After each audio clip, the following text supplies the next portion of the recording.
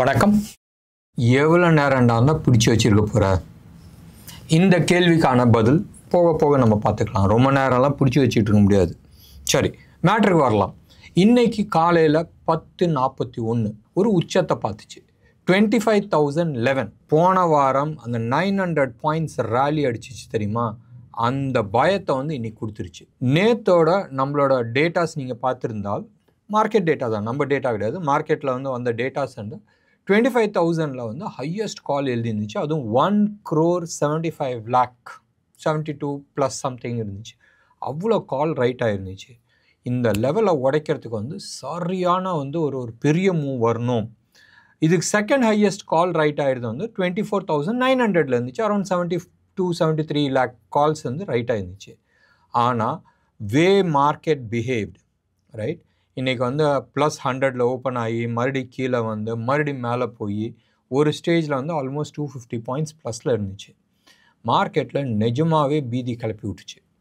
த வே அந்த 25,000 காலை அன்வைண்டிங் ஆகிட்டு இருந்துச்சுல, கவரிங் பண்ணிட்டு இருந்தது பார்த்தோன்னே நல்லா இருந்துச்சு, ஜாலியாக இருந்துச்சு. அண்ட் நான் பேசிகிட்டு இருந்தப்போ ஒரு குரூப்பில் நம்ம டிஸ்கஷன், நம்ம ஸ்டூடெண்ட்ஸ் குரூப்பில் டிஸ்கஷன் பண்ணிகிட்டு இருக்கும்போது நான் சொன்னேன், வாட்ச் அவுட், அந்த இடத்துல ஹெவி கால் அன்வைண்டிங் ஆகிட்டுருக்கு அண்ட் நிறைய ஷார்ட் கவரிங் நடந்துகிட்ருக்கு. கால் அரௌண்ட் 25,000 கால் 40 rupeesல ஆல்மோஸ்ட் 100-115 வரைக்கும் கூட போச்சு. சப்போஸ் அந்த ஷார்ட் கவரிங் இன்னமும் நடந்திருந்தால் ப்ராபப்ளி இன்றைக்கி 25,200-250 வரைக்கும் போயிருக்கணும். But something change. அந்த டைம்லேருந்து அதுக்கப்புறமா கீழே வந்துச்சு. அது டைம் என்னதுன்றது நீங்கள் பார்த்துங்க. எனிவே, இன்றைக்கி மார்க்கெட் எல்லாருமே எதிர்பார்த்துட்டு இருந்தாங்க சூப்பர் டூப்பர் நெகட்டிவாக போகும், அட்லீஸ்ட் ஒரு 150-200 பாயிண்ட்ஸ் நெகட்டிவாக போகுன்றது எதிர்பார்த்துருந்தாங்க. But chart and yesterday's data இது ரெண்டுமே I was very confident that இன்னைக்கு மார்க்கெட் பாசிட்டிவாக போகலாட்டினாலும் அட்லீஸ்ட் ஃப்ளாட்டாக க்ளோஸ் ஆகிறதுக்கான சான்சஸ் இருக்குன்றது. நேற்று தான் நம்ம வீடியோவில் சொல்லிகிட்டு இருந்தோம், 23,500 crores எஃப்ஐஐஸ் வாங்கியிருக்கிறாங்க. அண்ட் நம்ம ஆளுங்களும் ஆல்மோஸ்ட் 23 crores வாங்கியிருக்கிறாங்க இந்த மந்த் ஆஃப் மே. டப்புன்னு நேற்று 10,000 கோடிக்கு விற்றுட்டாங்க எஃப்ஐஐஸ். நேற்று எஃப்ஐஐஸ் 10,000 crores விற்றோன்னே எல்லாருக்குமே மைண்டில் இன்றைக்கி பயங்கரமான ஷார்ட்டில் இருக்கும் மார்க்கெட்ன்றதா எல்லாருக்கும் ஒரு ஜென்ரலான ஃபீல். பட் அப்படி இருக்கிறதுக்கான வாய்ப்புகள் மிக மிக மிக மிக குறைச்சல்ன்றது டேட்டாஸ் ரைட். சரி, இன்றைக்கி மார்க்கெட் ரெண்டு சைட்லையுமே, கால் சைட்லேயும் ஃபுல்லாக அடிச்சுட்டு மறுபடியும் கீ சைடில் கீழே ஆல்மோஸ்ட் நீங்கள் க்ளோஸ் ஆகும்போது 42 பாயிண்ட்ஸ் ப்ளஸில் தான் க்ளோஸ் ஆகிருக்கு. நினச்சி பாருங்களேன், வெரிஸ் 200 பாயிண்ட்ஸ் ப்ளஸ் அண்ட் வெரிஸ் 42. ஸ்பாட்டை பொறுத்த வரைக்கும் 129 பாயிண்ட்ஸ் ப்ளஸில் இருந்துச்சு. ப்ரீமியம் வெறும் 3ல் தான் இருக்குது. நேற்று எவ்வளோவில் இருந்துச்சு? 98ல் இருந்துச்சு. இன்றைக்கி வெறும் 3 தான் இருக்குது. பேங்க் நிஃப்டியை பொறுத்த வரைக்கும் நேற்று 209 ப்ரீமியம் இருந்துச்சு, இன்றைக்கி வெறும் 54 தான் இருக்குது. பேங்க் நிஃப்டி இன்றைக்கி 26 பாயிண்ட்ஸ் தான் ப்ளஸில் க்ளோஸ் ஆகிருக்கு. அண்ட் இன்ட்ரா டே ஸ்விங் எடுத்துக்கிட்டிங்கன்னு சொன்னால் 677 பாயிண்ட்ஸ். அப்போ என்ன மாதிரி ஒரு ஆட்டம் நடந்திருக்கு. பேசிக்காக இன்றைக்கி ஸ்மார்ட் மணி ஆகட்டும், எஃப்ஐஐஸ் ஆகட்டும், எஃப்ஐஐ டேட்டாஸ் இன்னும் வரல, let's say smart money right, பெருங்கை அவங்களோட பொசிஷனை லைட் பண்ணிக்கிட்டதாக நான் ஃபீல் பண்ணுறேன். காரணம் யூஎஸ் டேட்டா. யூஎஸில் இதோ பிடி நம்ம சொன்னோம் தெரியுமா, ரொம்ப நேரம்லாம் பிடிச்சி வச்சுட்டு இருக்க முடியாதுன்னு. லாஸ்ட் ஒரு 4-5 டேஸாகவே நீங்கள் எடுத்து பார்த்தீங்கன்னா 30 years பாண்டு, நான் அடிக்கடி சொல்லிகிட்டே இருக்கிறேன், 30 year பாண்ட் 5% வட்டிக்கு மேலே போச்சுன்னு சொன்னால் மார்க்கெட்டில் ஒரு மணி அடிச்சிருக்குன்றதை ஞாபகம் வச்சுங்க ரைட். 2007லேயும் இதே மாதிரி தான் நடந்துச்சு. இது 5% க்ராஸ் பண்ணி அடுத்த 4வது மாதம் மார்க்கெட் பெருசாக சரிஞ்சிச்சு. Almost 60% market சரிஞ்சிச்சு. அதே சுச்சுவேஷன் தான் இப்போ வந்துகிட்ருக்கு. யூஎஸோட நிலைமை சரியில்லை, வேர்ல்டு எக்கானமி நிலைமை சரியில்லை. இங்கெல்லாம் நம்ம சைனாவை பார்த்துக்கிட்டு இருக்கோம், சைனா கீழே விழுவுன்றது. பட் சம்வேர் சைனாவில் டேட்டாஸ் மிஸ்மேட்ச் ஆகிட்டுருக்கு. சைனாவுக்கு 2 மேஜர் ஏர்னிங்ஸ். ஒன்று அவங்களோட ரியல் எஸ்டேட் கம்ப்ளீட்டாக க்ளோஸ் ஆகி இழுத்து மூடியாச்சு லாஸ்ட் 1.5 வருஷத்துக்கு முன்னாடி. சைனாவோட real estate is not doing very well. So real estate நல்லா பண்ணலன்னு சொன்னால் அது கொடுத்த வட்டி பணம் அதெல்லாமே அடி வாங்கிட்டு இருக்கு. ரெண்டாவது மேஜர் எக்ஸ்போர்ட்ஸ். எக்ஸ்போர்ட்ஸ் வந்து அவங்க வந்து பெருசாக க்ரோ ஆன மாதிரி காட்டிகிட்டு இருக்காங்க. But nothing big is happening. இப்போ என்ன ஆச்சு, உள்ளூர்லேயே வந்து கடையை விரிச்சாச்சு. அப்போ நீங்களாம் வந்து வெளிநாட்டிலலாம் போய் வாங்காதீங்க, யூஎஸில் போகாதீங்க, யூரோப் போகாதீங்க, துபாய்க்கு போகாதீங்க, நீங்கள் சைனாக்கு வாங்க, நீங்கள் அங்கே வாங்கிக்கலான்ட்டாங்க. ரோட்டில் விரிச்சு போட்டு விற்றுக்கிட்டு இருக்காங்க. So that means seriously there is something wrong. So என்னைக்கு வந்து அவன் ஊரில் வந்து அவன் கடையை விரிக்கிறானோ அன்றைக்கே வந்து தெரிஞ்சிச்சு தட் ஆல் தோஸ் திங்ஸ் இதெல்லாமே வந்து யூரோப்போ இல்லை யூஎஸ்கோ எக்ஸ்போர்ட் ஆக வேண்டியது போகாத இந்த ஊர்லேயே தங்கிடுச்சு. அவங்க கடையை விரிச்சாச்சு. இந்த கடை விரிக்கிற வேலை வந்து ரொம்ப நாள் நீடிக்காது. ஏன் நீடிக்காது? எத்தனை பேர் வந்து சைனாவுக்கு போய் இந்த சாமான்லாம் வாங்கிட்டு இருப்பாங்கன்றது யோசனை பண்ணி பாருங்கள். ஒன்று. ரெண்டாவது, அந்தந்த கண்ட்ரியில் வந்து there will be always be restrictions. Anyway, நம்ம இந்த டீட்டெயில்ஸ் பார்க்குறதுக்கு நடுப்புற யூஎஸ் நம்ம நிலமை பார்த்தாச்சு, சைனா நிலமை நம்ம இப்போ தான் எக்ஸ்பிளைன் பண்ணிகிட்ருக்கோம். நிறைய விஷயத்த மறைச்சிட்டு இருக்காங்க. புதுசாக பூதம் கிளம்பி இருக்கு. ஜப்பான் வந்து சொல்லியிருக்கு எங்கள் கையில் கஷ்டத்தில் இருக்கிறோம். So that means worldwide வந்து there is a recession which is coming up. Something very very seriously it's coming up. And நிறைய பெரிய பெரிய தலைங்கள்லாம், ரைட், இன்க்ளூடிங் வாரன் பஃபெட், அவர் எல்லாத்தையும் விற்றுட்டு ஜாலியாக கேஷில் உட்காந்துட்டு இருக்காரு. ஸோ ஞாபகம் வச்சுங்க, it is time for us to be very very cautious. சரி, நம்ம பாண்ட் மார்க்கெட் பற்றி பேசணும். பாண்ட் மார்க்கெட்டில் யூஎஸ் பாண்ட்லேருந்து சைனா போய் ஜப்பான் போயாச்சு, மறுபடியும் யூஎஸ்கே போகலாம். பாண்ட் மார்க்கெட் அபோவ் 5க்கு போயிடுச்சு. நேற்று வந்து 5க்கு மேலே இருந்துச்சு, இழுத்து பிடிச்சி கீழே இழுத்துட்டு வந்தாங்க. அண்ட் முந்தா நேற்று கீழே இழுத்துட்டு வந்தாங்க. நேற்று இதே லெவலில் ஓடிது. இப்போ இன்றைக்கி மறுபடியும் மேலே 5க்கு மேலே போயிடுச்சு. 5க்கு மேலே போனதுக்கு யூஎஸ் மார்க்கெட் இஸ் ரியாக்டிங். எப்படி ரியாக்ட் ஆகுது? யூஎஸ் ஃபியூச்சர்ஸ் ரைட் நவ் நீங்கள் வந்து எடுத்துக்கிட்டிங்கன்னு சொன்னால் யூஎஸ் ஃபியூச்சர்ஸ் வந்து க்ளோஸ் டு அபவுட் 341 பாயிண்ட்ஸ் வந்து மைனஸில் இருக்குது. இந்த ப்ரோக்ராம் அரௌண்ட் 6 o'clock நம்ம ரெக்கார்ட் பண்ணுறோம். நேற்று முந்தா நேற்றும் இதே மாதிரி தான் -375 பாயிண்ட்ஸில் இருந்துச்சு. முந்தா நேற்று தான் ப்ளஸில் வந்து க்ளோஸ் ஆச்சு. நேற்று வந்து US market more or less flat negative 114 points நெகட்டிவில் வந்து க்ளோஸ் ஆச்சு.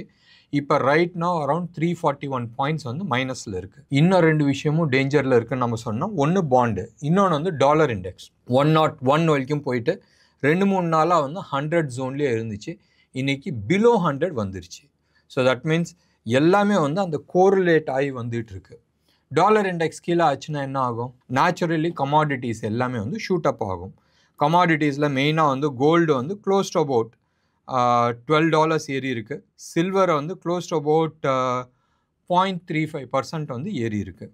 ருப்பி டேர்ம்ஸில் எடுத்துக்கிட்டேன்னு சொன்னால் ருப்பி நேற்று லெவல்லே தான் இருக்குது, 85.51 நிற்கிது. கோல்டை பொறுத்த வரைக்கும் 9,800 லெவலில் இருக்குது. 24 கேரட் ஜிஎஸ்டியோட சென்னையில் இருக்கிற ரேட்டு. சில்வரை பொறுத்த வரைக்கும் ஏறி போயிருக்கு.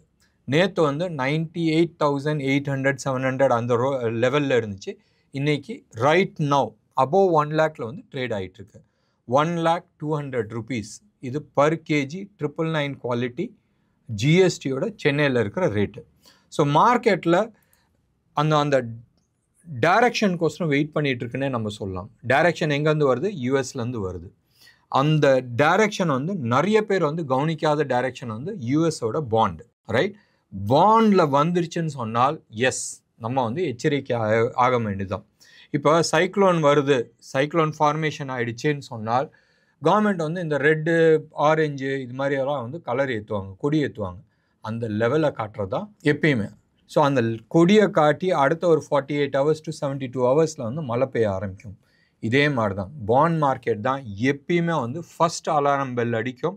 இது வீக்லி பேசிஸ். வீக்லி பேசிஸ்னால் இன்றைக்கி வந்து நம்ம வெனஸ்டேயில் இருக்கிறோம், தேர்ஸ்டே ஃப்ரைடே 2 நாள் வந்து அபோவ் 5ல் இருந்துச்சுன்னு சொன்னால் வீக்லி பேசிஸில் வந்து மேலே க்ளோஸ் ஆகுதுன்னு சொன்னால் நிறைய பேர் வந்து யோசிப்பாங்க. எனிவே ரொம்ப சிம்பிளான விஷயம், ஸ்டார்ட் வாட்சிங் அவுட், ரைட்? நான் 25,500 நான் சொல்லியிருக்கிறேன். ப்ராபப்ளி இந்த வாரம் இல்லை நெக்ஸ்ட் வீக்கில் வரும்ன்றது. அதெல்லாம் வரணுன்ற கூட அவசியம் கிடையாது. போய் அப்படி ஹையின் டச் பண்ணிவிட்டு ரிட்டர்ன் ஆகிறதுக்கான சான்சஸ் நிறையா இருக்குது. பிஹெச்இஎல் எடுத்து பாருங்களேன். நம்ம வந்து பிஇஎல் நம்ம வந்து போன வாரம் நம்ம வந்து பேசிகிட்டு இருந்தோம். க்ளோஸ் அபவுட் 380 வரைக்கும் போகிறதுக்கான சான்சஸ் இருக்குன்றது. இன்றைக்கி 384 இன்றைக்கி டேவோட ஹை க்ளோஸ் ஆகும்போது 382ல் வந்து க்ளோஸ் ஆகிருக்கு. ஃபர்தர் அப் சைட் போகுமா சொல்ல முடியாது. இந்த லெவல் வந்து போகுன்றது நம்ம எதிர்பார்த்தோம். இந்த லெவல் இஸ் சம்திங் லைக் ஒரு இம்பார்ட்டண்ட் லெவல். இந்த லெவலில் டச் ஆகிட்டு சாதாரணமாக ரிட்டர்ன் ஆகும். இந்த லெவலுக்கு மேலே சஸ்டெயின் ஆகி நின்றுச்சுன்னு சொன்னால் ஃபர்தர் அப்சைட் போகிறதுக்கான நிறைய பாசிபிலிட்டிஸ் இருக்குது. Anyway we will wait and watch it out. Indian மார்க்கெட்டை பொறுத்த வரைக்கும் இன்னமும் சில ஸ்டாக்குகள், நான் சொன்னது பப்ளிக் செக்டர் பேங்க்ஸ் ஆகட்டும், ரிலையன்ஸ் ஆகட்டும், பஜாஜ் ஃபைனான்ஸ் ஆகட்டும், பஜாஜ் ஆட்டோ ஆகட்டும், பஜாஜ் ஃபைனான்ஸ் கூட ஆல்மோஸ்ட் ரீச் அவுட் ஆகிடுச்சு. பஜாஜ் ஆட்டோ ஆகட்டும், இவங்களாம் வந்து அப்சைடுக்கான நிறைய பொட்டென்ஷியல்ஸ் ஹோல்ட் பண்ணிகிட்ருக்காங்க. ஐடி செக்டர்ஸோட ஆட்டம்லாம் முடிஞ்சு போச்சு. மேலேருந்து உளுந்ததுக்கு ஒரு புல் பேக் ரேலி இருந்துச்சு. ஃபர்தர் டவுன் சைடு வரதுக்கான பாசிபிலிட்டிஸ் தான் இருக்குது. இன்றைக்கு கூட யாரோ ஒருத்தர் வந்து டிஸ்கஸ் பண்ணிகிட்டு இருக்கும்போது நிஃப்டி என்ன ஆகுன்றது கேட்டப்போ நான் வந்து சொல்லிகிட்டு இருந்தேன். ஃப்ரைடே இன்றைக்கி ஒரு டவுன் வந்துச்சு, மண்டே, டியூஸ்டே, இன்றைக்கி வெனஸ்டே இதுவும் டவுன் தான் நம்ம சொல்லணும். ப்ராக்டிக்கலி 42 பாயிண்ட்ஸ் தான். ஸோ இதை வந்து ஒரு பாசிட்டிவ்ன்றதை நம்ம எடுத்துக்க முடியாது. நம்ம என்ன சொல்லலாம், நேத்தோட 42 பாயிண்ட்ஸ் மேலே போயிருக்குன்றது. இதெல்லாம் வந்து ஒரு கணக்குக்கோசரம் இல்லை, சும்மா டைம் பாஸ்க்கோசரம் போயிட்டுருக்கு. It is more or less trying to do time corrections. கீழே 21,800 வந்து ஆல்மோஸ்ட் 25,200, 150 அந்த லெவல் வரைக்கும் போயிட்டு, so it is trying to make a pull back. So price corrections வரணும். ப்ரைஸ் கரெக்ஷன் எவ்வளோ தூரம் போகலாம்? Somewhere close to about 24,500. Worst scenario 24,300, 350 வரைக்கும் வரலாம். இது வந்து 25% ரிட்ரேஸ்மெண்ட் அண்ட் 38% ரிட்ரேஸ்மெண்ட். ஏன் 38%? ஏன் 61 இருக்கக்கூடாது, இல்லை 50% இருக்கக்கூடாது? 38% வரைக்கும் இப்போதைக்கு சஸ்டெயின் ஆனால் போகிறோம். வந்துச்சுன்னு சொன்னால் ஃபர்தர் அப்சைடுக்கான பொட்டென்ஷியல்ஸ், ஹியூஜ் பொட்டென்ஷியல்ஸ் இருக்குது. இப்போ நிறைய பேர் வந்து கேட்டுட்ருக்காங்க 27,000 வருமா?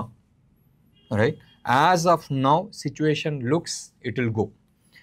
என் சைடில் இருக்கிற நம்பிக்கை, யூஎஸ் வந்து மார்க்கெட் பெருசாக கீழே உழுவ ஆரம்பிச்சிச்சின்னு சொன்னால், நாளைக்கு உழுவுன்றது நம்ம சொல்ல, ப்ராபப்ளி அடுத்த ஒரு 2-3 மாதத்தில் வந்து உழுவலாம். பெருசாக யூஎஸ் உழுந்துச்சுன்னா அவன் மட்டும் போக மாட்டான், எல்லாத்தையும் சேர்த்து தான் இறக்குவோம்.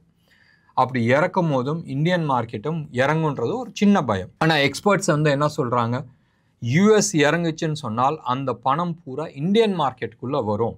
So Indian market has more prospect to go up.